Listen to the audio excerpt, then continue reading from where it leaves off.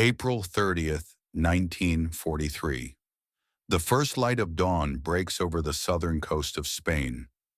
Fishermen push their boats into the water, expecting nothing more unusual than the morning tide. But today something floats among the waves. Something human.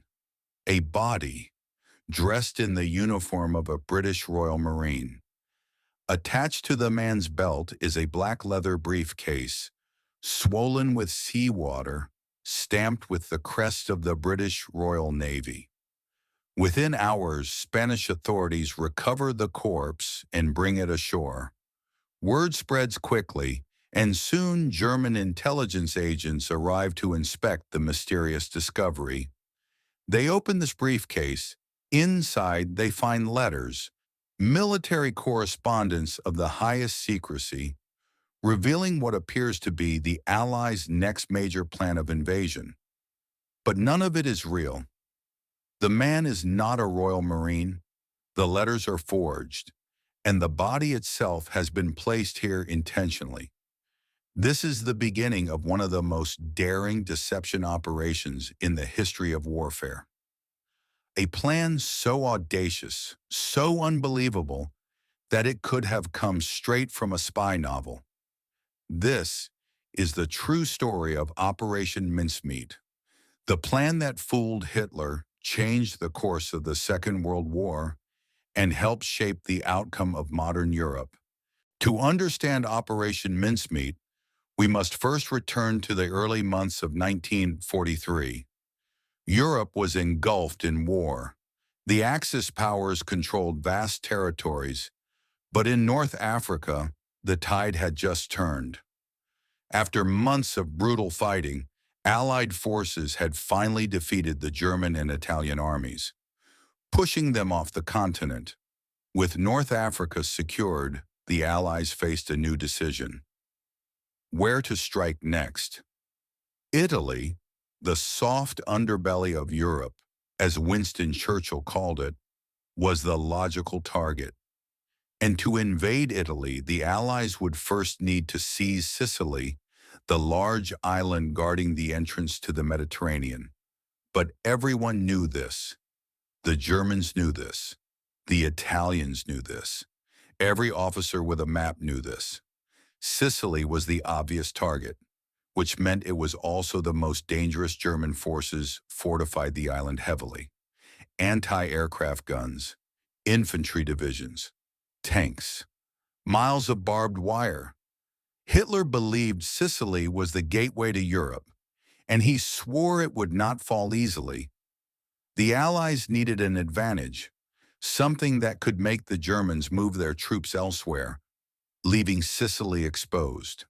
They needed a way to make the obvious target look like the wrong one, and so began the search for a deception so convincing that even Hitler would believe it. Britain already had experience with deception. They had run fake radio networks, phantom divisions, and elaborate misinformation campaigns. But this time, they needed something stronger, something undeniable, a document, a message, a story so real that the Germans would not question it.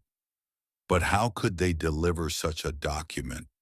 How could they ensure the Germans found it without knowing it had been planted?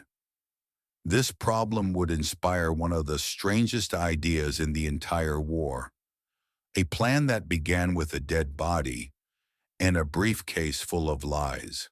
Inside the secretive offices of British intelligence in London, the 20 Committee, known simply as XX, was responsible for running double agents and creating deception scenarios that misled the Germans. These men and women operated in the shadows, crafting illusions with the precision of surgeons. But now they faced a challenge unlike anything before. The Allies needed to convince the Germans that the upcoming invasion would target Greece and Sardinia, not Sicily. Radio deception alone wouldn't be enough. Fake troop movements wouldn't be enough. The Germans had become cautious and skeptical. They needed a piece of evidence that felt too genuine to question, something undeniable. This is where two unconventional thinkers stepped forward. Charles Cholmondeley, a wiry, eccentric intelligence officer with a talent for strange ideas, and Ewan Montague, a brilliant lawyer turned spy master, calm, cautious, and sharp as a razor. Together, they formed an unlikely duo. It was Cholmondeley who first dusted off an obscure document known as the Trout Memo, a creative guide to deception allegedly written by Ian Fleming, before he became famous as the creator of James Bond. The memo compared espionage to trout fishing. The trout fisher must use imagination, patience, and make the trout want to take the bait. One of its more outrageous suggestions? A corpse dressed as an airman, carrying a briefcase of documents, should be dropped on the enemy coast. Most had dismissed the idea as outrageous, even grotesque, but now it seemed perfect. Montague and Cholmondeley believed they could take this bizarre concept and shape it into a deception so convincing that even Hitler would believe it, a deception built around a man who never lived. But to make that happen, they first needed a body. Finding a corpse was not as simple as it sounded. The body had to look like it belonged to a soldier. It had to show no obvious signs of death that would contradict their cover story. And most importantly, the cause of death needed to match their plan: drowning after an airplane crash at sea. After searching through mortuaries in London, British intelligence found their candidate. His name was Glyndwr Michael, a homeless man from Wales who had died after ingesting rat poison. He had no family, no possessions, no one to question what happened to his body. His death was tragic, but in the eyes of the intelligence community, it was an opportunity. They began transforming him into someone completely new. Major William Martin of the Royal Marines. The creation of William Martin was meticulous. He needed not just documents but a life, something the Germans could believe in.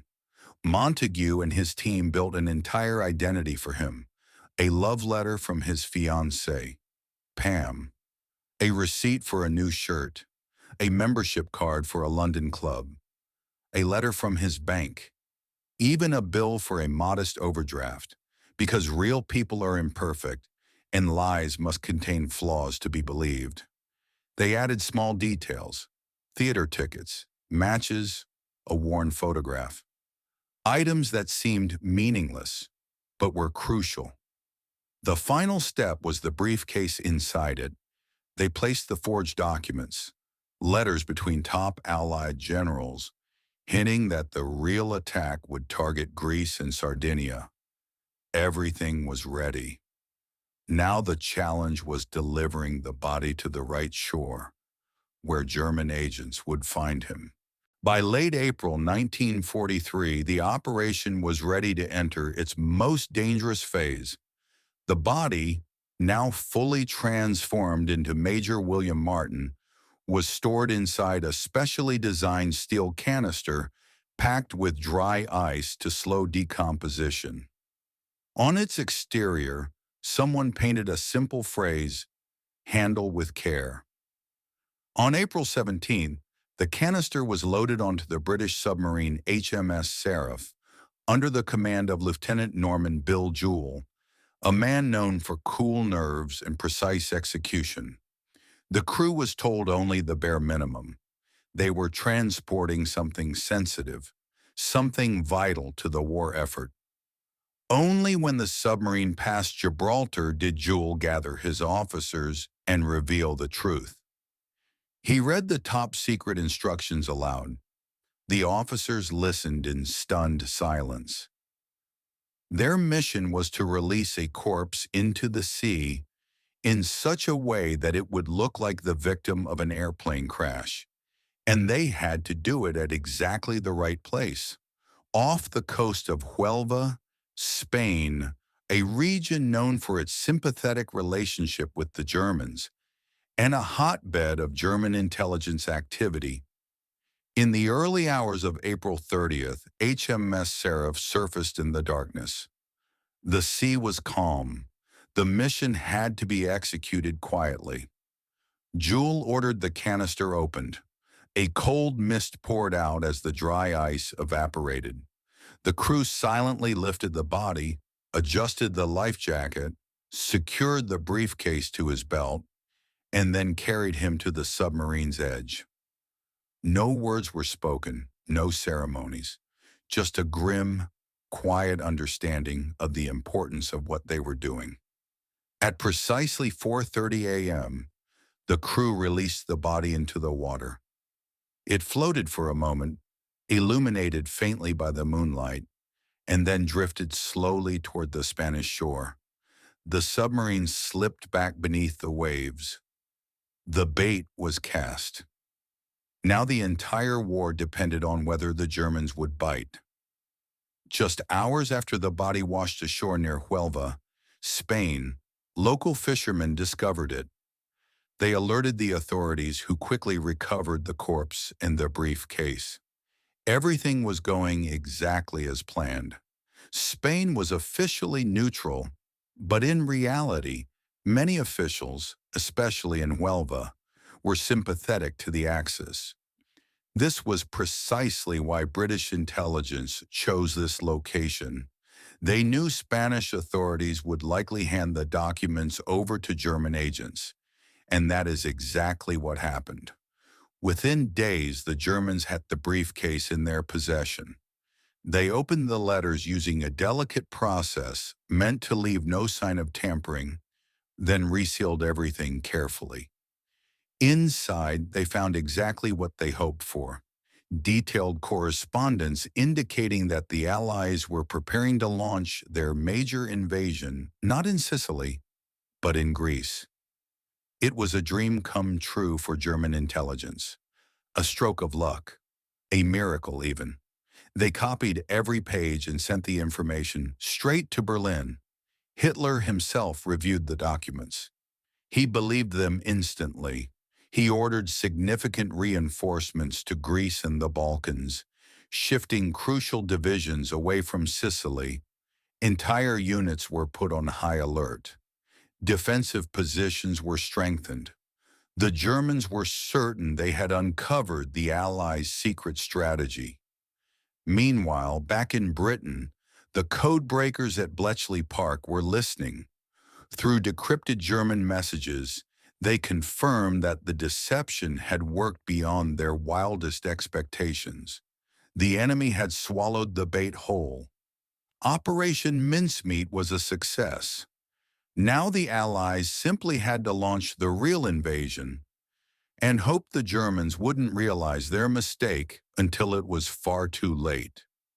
On the night of July 9, 1943, powerful winds swept across the Mediterranean. The sea churned beneath dark clouds as one of the largest amphibious forces in history silently advanced towards Sicily. More than 3,000 ships, landing craft, and support vessels formed an armada unlike anything the world had ever seen. On board, hundreds of thousands of Allied soldiers waited in tense silence, preparing for the most important assault of the war so far. This was Operation Husky, the real invasion. Thanks to Operation Mincemeat, the Germans had repositioned many of their units. Reinforcements were diverted to Greece and the Balkans. Strategic reserves that should have supported Sicily were now hundreds of miles away. Confusion rippled through German command, and their defensive focus was split. When the Allies finally struck, the Germans were not prepared. American, British, and Canadian troops stormed the beaches under fire. Paratroopers descended from the sky in chaotic nighttime drops, scattered by fierce winds but still fighting their way toward key objectives. Naval gunfire thundered across the coastline. blasting apart fortifications and clearing paths inland. Despite fierce resistance from German and Italian forces, the Allies made rapid progress. Airfields were captured, ports were taken, town after town fell. Within a matter of days, it became clear that the Axis could not stop the Allied advance. Operation Husky was a triumph, but its consequences stretched far beyond the beaches of Sicily. The invasion shattered the confidence of Italy's government. Benito Mussolini was deposed and arrested just weeks after the campaign began. Italy soon surrendered, and the Allies gained a critical foothold in Europe, forcing Germany to divert enormous resources to defend a new front. The path into mainland Europe had been opened, and Operation Mincemeat had played a decisive role in making it possible. When the war ended, the details of Operation Mincemeat remained hidden behind layers of secrecy. The truth was known only to a small circle of intelligence officers, many of whom carried their stories to the grave. For years, the world had no idea how close the balance of the war had come to shifting because of one body drifting quietly onto a Spanish shore. In 1953, Ewan Montague finally published the story in his book, The Man Who Never Was. It revealed the incredible ingenuity behind the operation, but left out certain details, including the real identity of the man used as the decoy. It wasn't until decades later that the public learned his true name. Glyndwr Michael, a man who had struggled through life in poverty, forgotten by society until his death, but who became instrumental in defeating one of the most powerful regimes in history today. He lies buried in the cemetery of Huelva, Spain. His gravestone still bears the name Major William Martin, Royal Marines, though an additional inscription now honors the truth behind his sacrifice. Operation Mincemeat has since entered popular culture. It inspired films, books, documentaries, and remains a case study in military academies around the world. Its audacity continues to captivate historians, strategists, and storytellers alike. But beyond the drama and cleverness of the plan lies a simple truth. Wars are not won by force alone. They are won by intelligence, by imagination, by deception when necessary, by the willingness to take risks that others consider impossible. A homeless man, a forged identity, a briefcase full of lies, and a daring idea changed the fate of nations. Operation Mincemeat stands as one of the greatest deceptions in the history of espionage, a reminder that even the smallest story, the quietest life, can alter the course of the world. Operation Mincemeat was not simply a trick involving a corpse in a briefcase. Behind the scenes, the operation required months of careful planning, bureaucratic negotiations, ethical debates, and even psychological analysis. The planners had to predict how German intelligence officers would think. They needed the documents to look real, but not too perfect. In espionage, perfection is suspicious. Every detail had to appear casual, natural, almost accidental. The British even studied how ink smudged on paper after being soaked in seawater, how wallets aged in salt, and how bodies decomposed after prolonged exposure to cold. They consulted pathologists, forensic experts, and even professional pickpockets to understand how people carry their belongings. One spy suggested that the pockets should contain small lint fibers because real people accumulate lint without noticing, and yes, they actually added lint. One of the most important components of the deception was the personal correspondence included among the major's belongings. The most famous piece was the love letter from Pam, written by an MI5 clerk with remarkable emotion and apparently with some level of personal heartbreak. British intelligence knew something crucial. German spies were trained to examine documents not only for authenticity, but for emotional truth. A forged military letter might be questioned. A personal love letter? Much harder to fake and much more believable. In one version of the letter, Pam apologizes for being stubborn, mentions a recent date, expresses genuine affection, and even references buying new clothes. None of this had military value, but it made the fake officer feel like a living, breathing human being.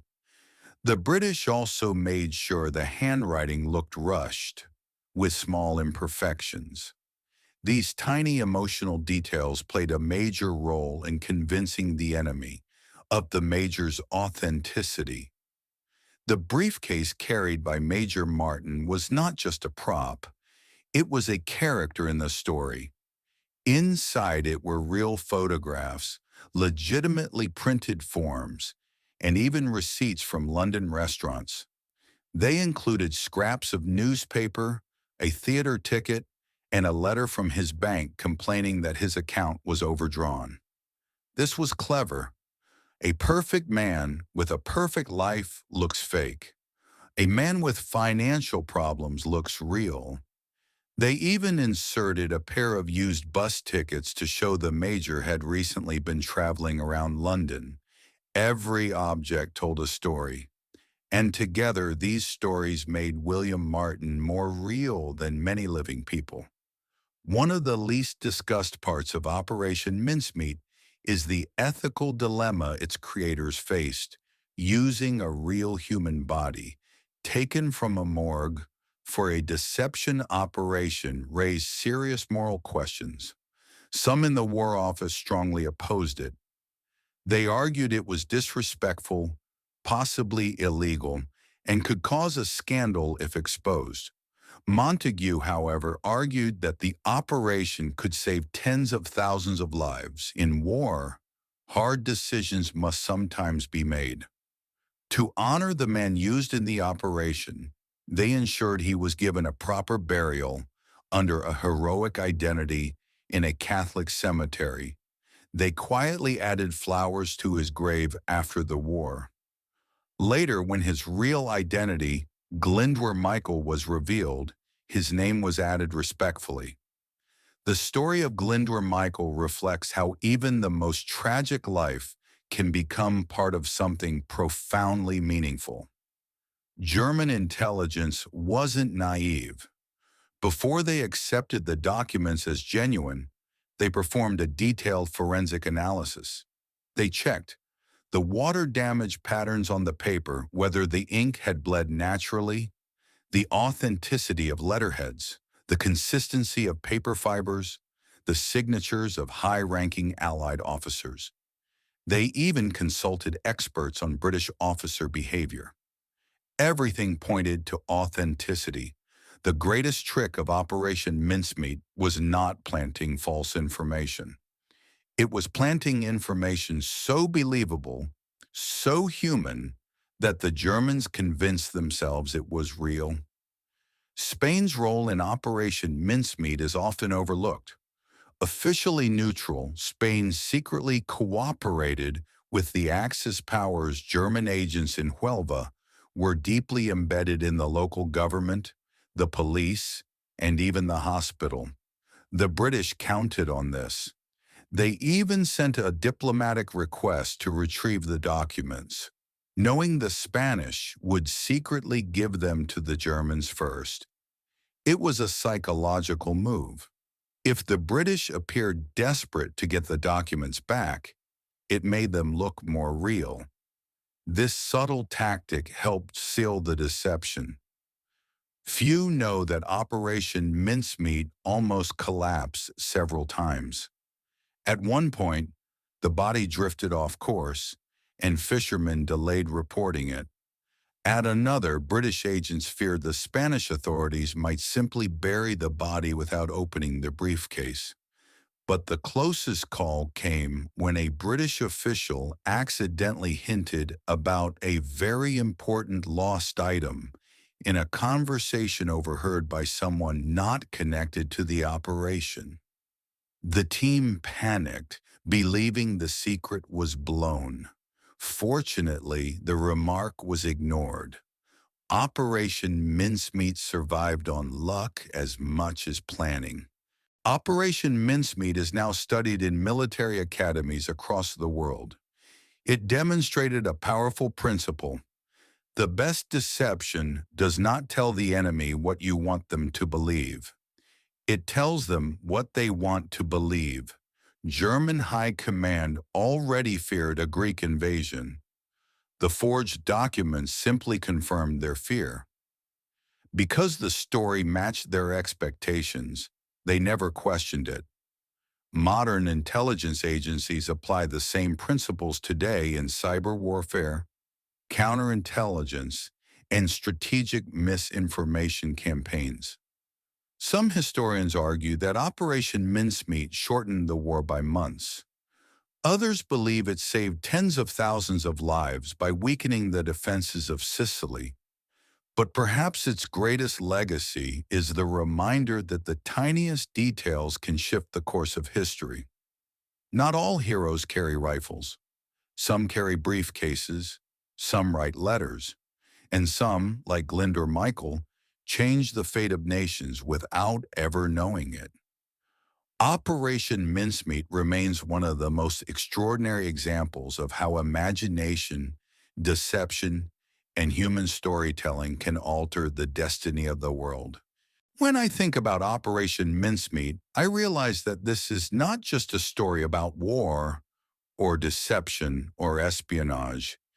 It's a story about people, about the fragility of human life, about the strange and uncomfortable truth that sometimes the world turns because of those who never had a chance to speak for themselves. When I first learned about Operation Mincemeat, the thing that struck me most was not the brilliance of the plan, not the cleverness, not even the audacity. It was the fact that the entire operation depended on one man, a man who, during his lifetime, probably never thought he could influence anything at all. Glynd or Michael, a homeless man wandering the dark corners of wartime London, a man who had no money, no stability, no family, a man who died quietly, anonymously, with no obituary, no ceremony, no recognition. And yet his body, his silent, still body, changed the course of the Second World War. That alone is something I still struggle to fully comprehend. It challenges the way we think about importance, purpose, and legacy. It challenges the way we measure the value of a human life. History books often celebrate the generals, the strategists, the politicians. But here, in the heart of one of the greatest deception operations ever carried out, the true hero is someone who never even knew he was one, someone who never agreed, someone who never got to choose, someone whose tragedy became the key to a victory. And that leaves a knot in my stomach because it forces me to confront the truth about war. That war is built on sacrifice, sometimes voluntary, sometimes not. And sometimes the people who change the world are the ones who never even knew their names would be remembered. Operation Mincemeat is brilliant, yes, but it is also haunting. It is a reminder that deception is not just cleverness. It is responsibility. It is weight. It is a moral burden that the people involved had to carry for the rest of their lives. I imagine you and Montague, decades after the war, sitting alone with the knowledge that he built a hero out of a man who never saw himself as one. I imagine Charles Cholmondeley replaying every detail in his mind, thinking about the ethical line they crossed and whether the justification was worth it. They saved thousands, tens of thousands, perhaps even more. But at what cost? It is easy to justify the ethics of wartime decisions when you see the number of lives saved. But I think it's important not to forget the individual, the single person, the man whose identity became Major William Martin. And when you stand at his grave, or even just see a photograph of it, something inside you shifts. You realize that heroism doesn't always look like bravery. Sometimes heroism is simply the quiet reality of a life that, without meaning to, carried the weight of history on its shoulders. And then there are the details of the operation itself, details that almost feel poetic in their tragedy. The love letter from Pam, the fake bank statements, the photograph of a woman who never knew she would become part of a deception, the letter about an overdraft, a painfully human flaw designed to sell a lie. The British intelligence officers didn't just build a character, they built a life more complete, more detailed, more emotionally textured than the one Glyndwr Michael ever had the chance to live. And that's where the emotional punch of this story hits the hardest for me. They gave him the life he never had, a fiancé, a job, a purpose, a family waiting for him, friends, connections, a future. They built him a world, only so it could die with him. There is something profoundly heartbreaking about that. Yes, the operation was necessary. Yes, it saved lives. Yes, it helped defeat the Axis powers. But it also forces us to reflect on the nature of identity, on how fragile it is, how easily rewritten, how easily replaced, and how sometimes it becomes something we never expected. Operation Mincemeat is, at its core, a story about the power of storytelling itself, about how a convincing narrative can redirect armies, shift governments, and change the fate of continents. It reminds us that the most dangerous weapons are not tanks or planes or submarines. They are ideas. They are stories. They are narratives carefully crafted by human minds. The Germans didn't fall for the documents because they trusted the British.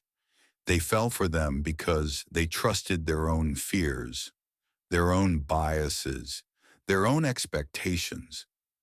And that is why deception is so powerful.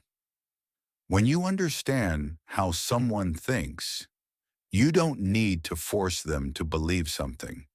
You simply give them what they already want to believe.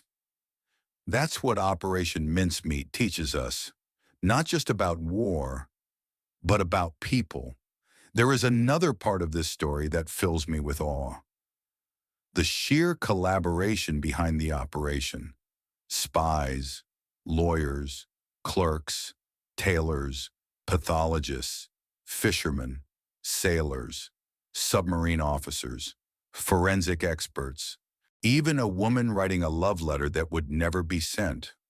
All of them, unknowingly, weaving a fabric of deception that would stretch across continents. It shows how massive historical moments are built not by a few, but by many, by hands that never touch the battlefield, by minds that fight wars in offices lit by dim lamps, by individuals who believe in something larger than themselves. And then, there is the moment the plan almost failed, when the tide carried the body too far, when fishermen hesitated, when Spanish officials delayed, when the British government feared that the Germans wouldn't even bother opening the briefcase.